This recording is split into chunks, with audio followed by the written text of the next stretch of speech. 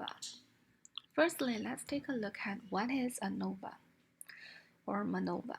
It's a function to check whether the mean value are the same among two or more groups by using the data samples. As we cannot get all data points from real world, so we want to make a good estimation by just using a small data sample. ANOVA, that is univariate one-way analysis of variance. So for example, we have a random sample of observations from each of key normal distributions with equal variance. And then our question is, are all means equal? To answer this question, we firstly have two assumptions. That is, the first one, K samples are assumed to be independent. They're independent with each other. And the second is that all the value from the data sample are from the same population. The same population is mu and sigma square. That means all our populations from the K, or our K populations have the same distribution. And after that, we can use this formula to calculate the F score. So in this function or formula, the K is the number of sample and the N is the number of observations in each K distribution. So over here, we can replace the number after we got the data set. And for the SSH, that is the between sample sum of squares, and the SSE is within sample sum of squares. I'm gonna go into detail about that. For example, we have a data set F1, F2, and F3. The F1 is the foot 1, and F2 is the foot 2, F3 is the foot 3. You can think there are a bunch of different people that after they take the foot 1, foot 2, and foot 3, how much of the blood sugar increase. So we couldn't draw the data sample from all the population. So we want to make just for example, from different population, we just get a small sample of that. Then we want to use this small sample to do the estimation to see whether the three different populations react the same on the three different foods. Then our null hypothesis is the mu1, that is the mu value, the mean for the population, equals to mu2 equals to mu3. And the outer hypothesis is that at least one mu is not equal to the others.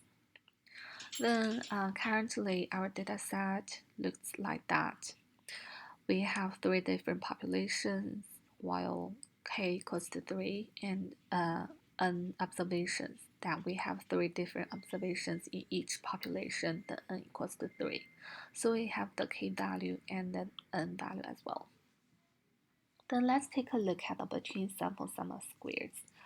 For the between sample sum of squares, we have to use the mean value from each sample to minus the mean value for all the sample. And then we go the each group one by one. Then we'll make a square, then sum them up. After that, we have to time the number of observations. That is 3 for now. And then the within sample sum of squares, we have to take a look at all different y value, that is all different the sample value. And then in each sample, we use the value one by one to divide the mean within this group. And then we make a square, then sum everything up. So this is a detail about how to calculate that. For those three groups, we can calculate the mean within each group. 2 is the mean for the first group, 4 is the mean for the second group, 6 is the mean for the third group. And we can also calculate the all mean, that is 4, by time sum everything up, divide by 9. And then we can calculate between sample sum of square. We use the 2 is the sample mean for the first group, and then we minus 4. The 4 is the all mean over here, and then square it plus 4. 4 is the second mean for the second group, minus the all mean, do the same thing, and the 6 is this 6 minus 4 is this 4. Then we can get the between sample sum of square. Then we have to calculate the within sample sum of square. So within sample sum of square, we have to go through all different values over here. The 1 is this one, and the 2 is the mean value within this group, plus this value. This is 2, the second value from the first group, minus the mean value for the first group, and make a square, plus 3. This is 3 minus 2, so the mean for the first group. And then make a square plus the sample sum of square in the second group. That is, use the 4, that mean of the second group, minus 5, square 2, and then use the second value, that is 3 minus 4, make a square, plus the 4 minus 4, make a square.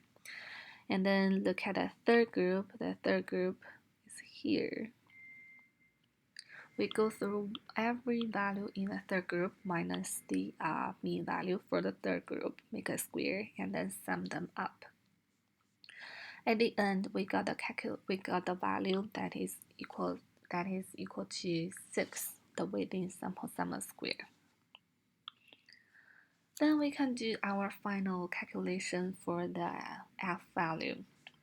Then we got the SSH, that is the between sample sum of square. It is 24.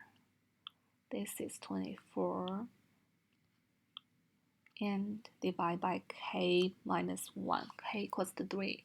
K minus 1 is 2. So 24 over 2. And look at the SSE. SSE is the within sample sum of square. It equals to 6. And look at here, k equals to 3 and n equals to 3. That is 3 by 2 equals to 6. So the denominator is 6 over 6. The final F score or F ratio is 12. Then we have to check the table to see when the freedom equals to 2 and 6. What is the credential value for the F score? And we can also find the P score based on the table. If the P value is smaller than 0.05, then we have to reject the non-hypothesis. That is, all the means are equal to each other.